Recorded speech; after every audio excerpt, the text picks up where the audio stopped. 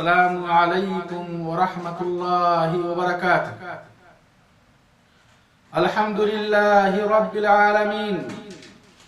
والصلاة والسلام علی من بعثہ اللہ رحمۃ للعالمین نبینا محمد بن عبد اللہ الامین وعلى آلہ وصحبہ اجمعین ومن تبعهم بإحسان إلى يوم الدين اما بعد۔ برادران اسلام، اس سے قبل کی مجلس میں نے آپ کے سامنے لا الہ الا اللہ کی قبولیت کے چند شرائط اور یہ کلمہ اللہ کے ہاں کب قبول ہوگا، اس کلمے کے قبول ہونے کی شرطیں کیا ہیں، یہ ساری تفصیلات میں نے آپ کے سامنے عرض کی تھی، اور یہ وعدہ کیا تھا کہ انشاءاللہ اگلی مجلس میں آپ کے سامنے یہ عرض کروں گا کہ اس کلمے لا الہ الا اللہ کا معنی اور مفہوم کیا ہے، یہ کلمہ ہمیں کس بات کا حکم دے رہا ہے اور کس چیز سے منع کر رہا ہے، اس کا مطلب اور مفہوم کیا ہے، یہ انشاءاللہ حسب وعدہ آج کی مجلس میں بیان کیا جائے گا۔ میں اللہ سبحانہ وتعالی سے دعا کرتا ہوں، رب اشرح لی صدری ویسر لی امری واحلل عقدۃ من لسانی یفقہوا قولی۔ میرے بھائیو، قبل اس کے کہ میں آج اس موضوع پر آپ کے سامنے روشنی ڈالوں، ایک گزارش کروں گا کہ اپنے دل سے فرقہ بندیت کو نکالیں، تفرقہ بازی کو معاشرے سے ختم کریں، حسد اور تعصب کی دبیز چادر اتار پھینکیں، اپنے آپ کو رسول اللہ صلی اللہ علیہ وسلم کا متبع اور پیروکار سمجھیں، اور اپنے دلوں کے اندر حق قبول کرنے کی صلاحیت پیدا کریں۔ میرے بھائیو، بہت سارے لوگ ایسے ہیں جب ان کے سامنے ایک اللہ کی بات کی جاتی ہے تو انہیں چڑ ہوتی ہے، مجلس سے اٹھ جاتے ہیں، الٹی سیدھی باتیں کرنا شروع کرتے ہیں، لیکن جب ان کے سامنے بزرگوں کے من گھڑت قصے اور من گھڑت کہانیاں جب بیان کی جاتی ہیں تو وہ بہت مزے لے کر سنتے ہیں۔ میرے بھائیو، قرآن کریم میں اللہ سبحانہ وتعالی نے یہ صفت مشرک کی بتلائی ہے۔ اللہ فرماتے ہیں وَإِذَا ذُكِرَ اللَّهُ وَحْدَهُ اشْمَأَزَّتْ قُلُوبُ الَّذِينَ لَا يُؤْمِنُونَ بِالْآخِرَةِ وَإِذَا ذُكِرَ الَّذِينَ مِن دُونِهِ إِذَا هُمْ يَسْتَبْشِرُونَ۔ سورہ زمر آیت نمبر 45 میں اللہ فرماتے ہیں کہ جب ان کے سامنے ایک اللہ کی بات کی جاتی ہے تو وہ لوگ جن کا ایمان اللہ پر نہیں ہوتا، جن کا ایمان آخرت پر نہیں ہوتا، ان کے دل نفرت کرنے لگتے ہیں۔ ایک اللہ کا تذکرہ سن کر یہ مشرک، یہ کافر نفرت کرتا ہے، اور جب اس کے سامنے غیر اللہ کا تذکرہ کیا جاتا ہے، اللہ کے سوا اوروں کا ذکر کیا جاتا ہے، تو بہت خوشی سے سنتا ہے۔ محترم بھائیو، قرآن کریم میں اللہ سبحانہ وتعالی نے ہمیں اس بات کا حکم دیا ہے کہ ہم لا الہ الا اللہ کا معنی سمجھ کر اور اس کا معنی جان کر اس پر ایمان رکھیں، اس کا اقرار کریں اور اس کے مطابق زندگی گزاریں۔ فَعْلَمْ أَنَّهُ لَا إِلَهَ إِلَّا اللَّهِ۔ سورہ محمد آیت نمبر 19 میں اللہ فرماتے ہیں کہ لا الہ الا اللہ کی جانکاری لو، لا الہ الا اللہ کا معنی سمجھو، اس کا علم حاصل کرو۔ میرے بھائیو، تو آئیں دیکھیں اس کلمہ لا الہ الا اللہ کا معنی کیا ہے۔ لا الہ الا اللہ کے دو اہم ارکان ہیں، دو اہم جز ہیں۔ جب تک ان دونوں ارکان پر ایمان نہ ہوگا اور ان دونوں ارکان کے تقاضے کو ہم پورا نہیں کریں گے، اس وقت مسلمان نہیں ہوں گے۔ اس کلمے کے دو ارکان ہیں۔ پہلا رکن ہے لا الہ، یعنی اللہ کے سوا کوئی عبادت کے لائق نہیں۔ وہ تمام لوگ جن کی عبادت کی جا رہی ہے اللہ کے سوا، اللہ کے سوا جن کی بھی عبادت کی جا رہی ہے، چاہے وہ جاندار ہو یا بے جان ہو، زندہ ہو یا مردہ ہو،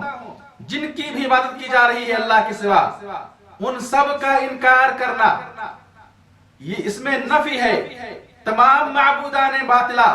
اور جھوٹے معبودوں کا انکار کرنا، یہ اس کلمے کا پہلا رکن ہے۔ اور اس کلمے کا دوسرا رکن اثبات پر مشتمل ہے، الا اللہ، اللہ سبحانہ وتعالیٰ کے وجود کو تسلیم کرتے ہوئے ہر قسم کی عبادت کا مستحق اللہ رب العالمین کو سمجھنا۔ میرے بھائیوں، اگر کوئی شخص ان دونوں ارکان میں سے کوئی بھی ایک رکن چھوڑ دے گا تو اس کا وہ کلمہ اللہ کے ہاں قبول نہیں ہوگا، وہ مسلمان نہیں رہ جائے گا۔ مثلا اگر کوئی شخص اللہ کو معبود برحق تسلیم کرتا ہے، کہتا ہے کہ اللہ ہی عبادت کے لائق ہے، مگر ان لوگوں کا انکار نہیں کرتا ہے جن کی عبادت کی جا رہی ہے اللہ کے سوا، یا تو شک میں ہے، شک کی بنا پر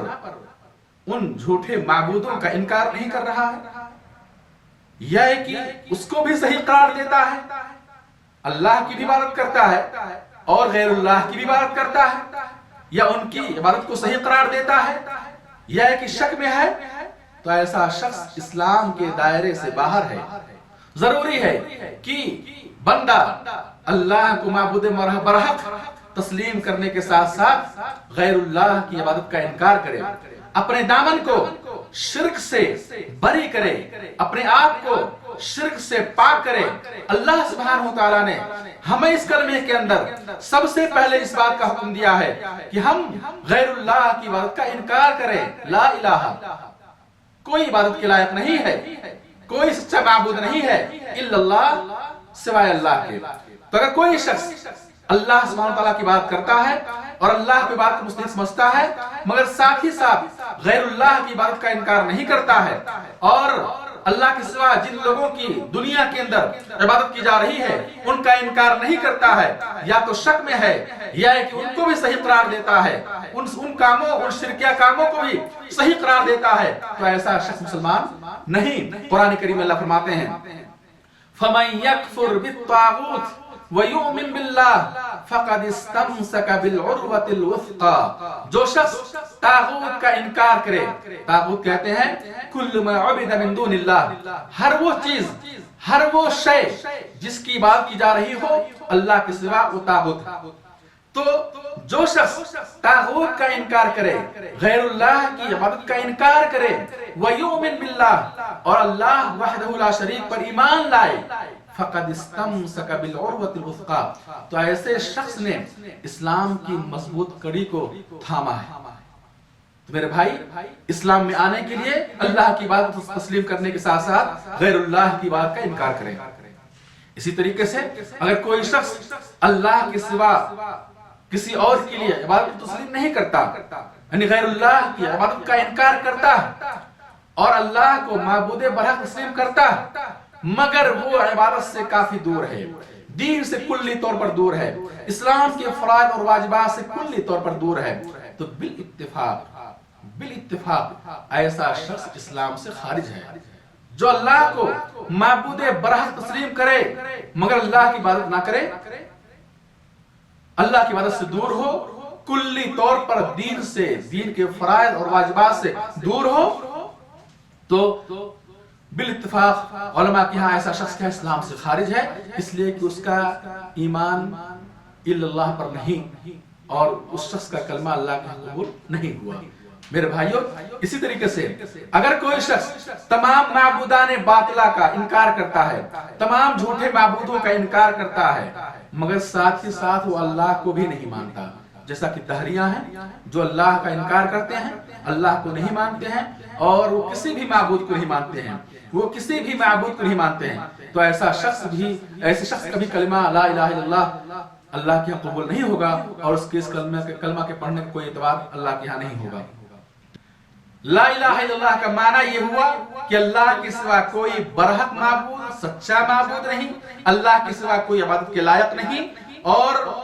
رہا بعض حضرات کا یہ ترجمہ کرنا لا الہ الا اللہ، اللہ کے سوا کوئی معبود نہیں، یہ ترجمہ غلط ہے، اس لیے کہ جھوٹے معبود دنیا کے اندر موجود ہیں جن کی عبادت کی جا رہی ہے۔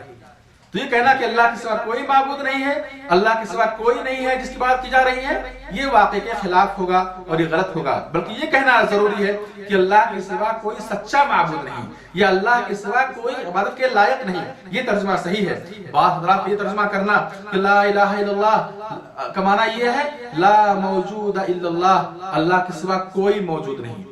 صوفیہ نے اس معنی اور مفہوم کو بیان کیا ہے، اور صوفیہ نے ترجمہ کیا ہے لا موجود الا اللہ، اللہ کے سوا کوئی موجود نہیں۔ انہوں نے بندے کو اور اللہ کو ایک کر دیا، اور ان کا یہ عقیدہ ہے کہ اللہ ہر چیز میں سمایا ہوا ہے، جن کی بھی بات کریں، جن کے آگے جھکیں، گویا کہ آپ اللہ ہی کے آگے جھک رہے ہیں۔ یہ ترجمہ بھی قرآن و حدیث کے معانی اور مفہوم اور عقیدے کے خلاف ہے۔ ایسے ہی بعض لوگ لا الہ الا اللہ کا ترجمہ کرتے ہیں لا حاکم الا اللہ، کہ اللہ کے سوا کوئی حاکم نہیں۔ میرے بھائیوں، لا الہ الا اللہ ہمیں یہ توحید الوہیت سکھا رہا ہے، ہمیں یہ سکھا رہا ہے کہ اللہ کے سوا کوئی عبادت کے لائق نہیں۔ رہا یہ کہنا کہ لا حاکم الا اللہ، اللہ کے سوا کوئی حاکم نہیں، تو یہ دراصل توحید ربوبیت، یہ رب کی صفات میں سے ہے کہ اللہ ہی حاکم ہے، اور مشرکین مکہ اللہ کو حاکم مانتے تھے۔ قرآن کریم گواہی دے رہا ہے کہ اگر آپ ان سے پوچھیں وَمَن يُدَبِّرُ الْأَمْرَ، کہ دنیا کے نظام کو کون چلاتا ہے، تو یہ ضرور کہیں گے اللہ۔ تو مشرکین مکہ اگر لا الہ الا اللہ کا یہی معنی ہے کہ اللہ کے سوا کوئی حاکم نہیں، اگر یہی معنی ہے، یہی مفہوم ہے، تو میرے بھائیوں مشرکین مکہ تو اس چیز کو مانتے تھے کہ اللہ کے سوا کوئی حاکم نہیں، توحید ربوبیت کا وہ اقرار کرتے تھے۔ اور یہ حاکمیت یہ ربوبیت کا ایک جز اور حصہ ہے، حاکمیت یہ ربوبیت کا جز اور حصہ ہے۔ اللہ کو رب ماننے، رب کی صفات میں سے ایک صفت حاکمیت۔ تو صحیح ترجمہ اس کا یہ ہے لا الہ الا اللہ، اللہ کے سوا کوئی معبود برحق نہیں، سچا معبود نہیں، اللہ کے سوا کوئی عبادت کے لائق نہیں۔ ہاں جھوٹے معبود ہیں جن کی بات کی جا رہی ہے وہ غلط ہیں۔ ایسے ہی اللہ حاکم ہے، یہ اس کے رب کی صفت ہے، اس کی ربوبیت کی نشانی ہے کہ وہ حاکم ہے، وہ توحید ربوبیت میں آتا ہے۔ اس کو لا الہ الا اللہ کے مفہوم میں بیان کرنا یہ درست اور عقیدہ سلف کے خلاف ہے۔ اللہ کے سوا کوئی عبادت کے لائق نہیں، تمام غیر اللہ کی عبادت کا انکار کرنا، اللہ کی وجود کو تسلیم کرتے ہوئے اللہ ہی کو تنہا عبادت کا مستحق سمجھنا، یہی وہ بنیادی عقیدہ ہے اور بنیادی چیز ہے جس کی تعلیم دینے کے لیے اللہ سبحانہ وتعالی نے بہت سارے نبیوں اور رسولوں کو اس دنیا کے اندر بھیجا۔ قرآن کریم میں اللہ فرماتے ہیں وَلَقَدْ بَعَثْنَا فِي كُلِّ أُمَّةٍ رَسُولًا أَنِ اعْبُدُوا اللَّهَ وَاجْتَنِبُوا الطَّاغُوتَ، ہم نے ہر قوم میں ایک رسول بھیجا انہیں تعلیم دینے کے لیے کہ لوگوں اللہ کی عبادت کرو، وَاجْتَنِبُوا الطَّاغُوتَ، اور غیر اللہ کی عبادت سے بچو۔ اور تمام نبیوں نے اپنی قوم کو اسی بات کی دعوت دی یا قوم اعبدوا اللہ ما لکم من الہ غیرہ، اے میری قوم کے لوگوں ایک اللہ کی عبادت کرو، اس کے سوا کوئی اور عبادت کے لائق نہیں، اس کے سوا کوئی اور سچا معبود نہیں۔ میرے بھائیوں، عبادت کسے کہتے ہیں؟ عبادت کی حقیقت کیا ہے؟ آپ معاشرے کے اندر دیکھیں تو بہت سارے لوگ ایسے ملیں گے جن کو عبادت کی حقیقت کا پتہ نہیں، جو زبان سے یہ کہتے ہیں کہ عبادت کا حقدار صرف اللہ رب العالمین ہے، وہ یہ نہیں کہتے کہ عبادت کا حقدار غیر اللہ بھی، وہ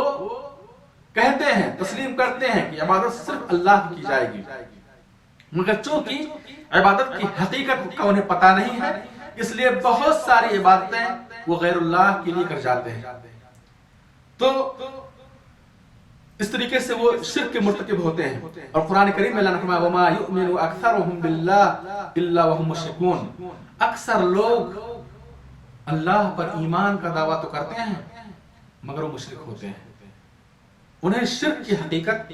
عبادت کی حقیقت، توحید کی حقیقت کا پتہ نہیں ہوتا ہے،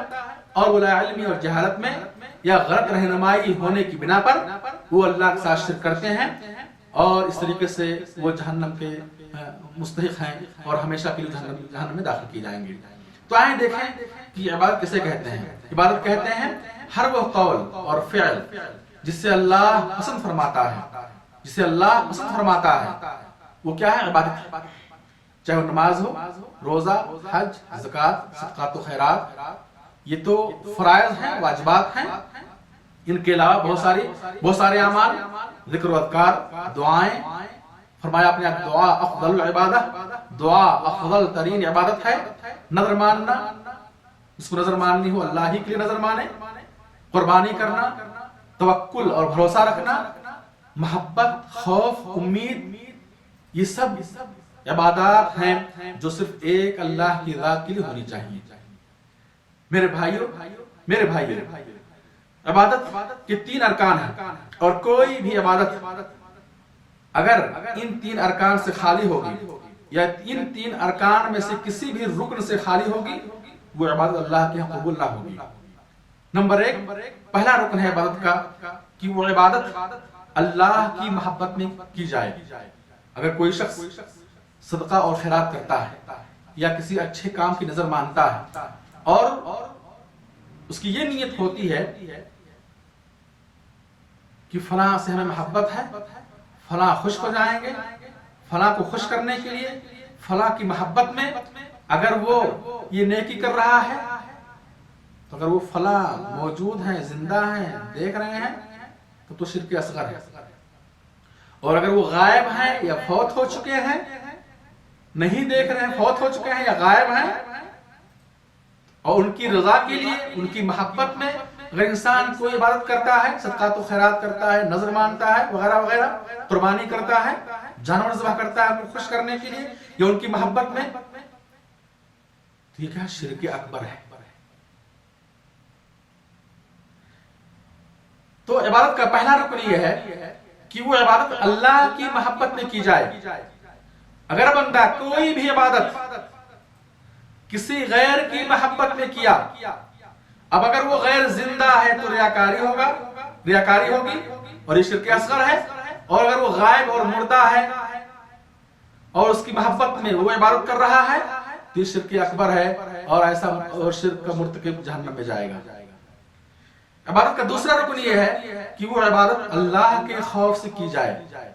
اگر کوئی شخص کوئی عبادت، کوئی نیکی کسی غیر کے خوف سے کر رہا ہے، کسی غیر کے خوف سے کر رہا ہے، اب اگر وہ غیر حاضر ہے، موجود ہے، دیکھ رہا ہے، تو یہ شرک اصغر ہے، ریاکاری ہے۔ اور اگر وہ غائب ہے، مردہ ہے، فوت ہو چکا ہے، اور اس کے خوف سے وہ بندہ نیکی کر رہا ہے، عبادت کر رہا ہے، تو یہ شرک اکبر ہے اور اس کا مرتکب ہمیشہ کے لیے جہنم میں جائے گا۔ ایسے ہی عبادت کا تیسرا جو رکن ہے وہ یہ کہ عبادت کر کے امید اللہ کی ذات سے رکھی جائے۔ انسان عبادت کرتا ہے تو بدلے کی امید اللہ کی ذات سے رکھے۔ اگر کوئی شخص عبادت کر رہا ہے اور بدلے کی امید غیر سے رکھ رہا ہے کہ فلاں خوش ہو جائیں گے تو ہماری مراد پوری ہو جائے گی، اس لیے جا کے وہاں صدقہ کرتا ہے، اس لیے جا کر وہاں نظر مانتا ہے اور نظر پوری کرتا ہے کہ فلاں خوش ہو جائیں تو ہماری مراد پوری کروا دیں گے، فلاں سے امید رکھتے ہوئے اگر کوئی شخص عبادت کرتا ہے تو یہ کیا شرک ہے، اور اس کی عبادت اللہ کے یہاں قبول نہیں ہوگی، اور ساتھ ہی ساتھ کیا وہ شرک کا مرتکب ہوگا اور ہمیشہ کے لیے جہنم میں جائے گا۔ تو میرے بھائیوں، عبادت کی یہ 3 ارکان ہیں۔ نمبر 1، وہ عبادت، وہ نیکی اللہ کی محبت میں کی جائے،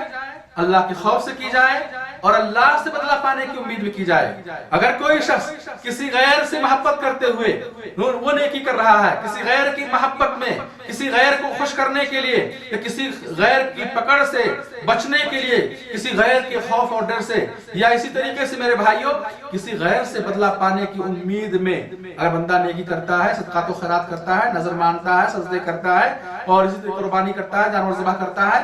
وغیرہ وغیرہ، تو یہ کیا ہے؟ شرک ہے، اور یہ ناقابل معافی جرم ہے۔ ضروری ہے کہ ہر قسم کی عبادت، چاہے وہ نماز ہو، روزہ ہو، حج ہو، زکوٰۃ ہو، صدقات و خیرات ہو، نظر ماننا، توکل رکھنا اللہ کی ذات پر، امید رکھنا، ڈرنا، محبت، قربانی کرنا وغیرہ سارے کام صرف ایک اللہ کی ذات کے لیے ہونے چاہیے اور ایک اللہ کی محبت میں ہونے چاہیے، ایک اللہ کے سے خوف کھاتے ہوئے کرنے چاہیے اور اللہ سے بدلہ پانے کی امید میں کرنے چاہیے۔ اگر کوئی شخص یہ عبادتیں یا کوئی عبادت کسی غیر کو خوش کرنے کے لیے، کسی غیر سے محبت کرتے ہوئے، کسی غیر سے بدلہ پانے کی امید میں کیا تو گویا کہ اس کا ایمان لا الہ پر نہیں ہے اور اس کا وہ کلمہ اللہ کے قبول نہیں ہوگا، اور ایسا شخص اللہ کی بارگاہ میں مشرک ہی شمار کیا جائے گا اور وہ اللہ کی بارگاہ میں ناقابل معافی جرم ہے اور مشرک ہمیشہ کے لیے جہنم میں داخل کیا جائے گا۔ میرے بھائی، یہ ہے لا الہ الا اللہ کا معنی اور مفہوم۔ میں اللہ سے دعا کرتا ہوں کہ اللہ تعالی ہم سب کو لا الہ الا اللہ کی حقیقت سمجھنے اور اس کے مطابق زندگی گزارنے کی توفیق عطا فرمائے۔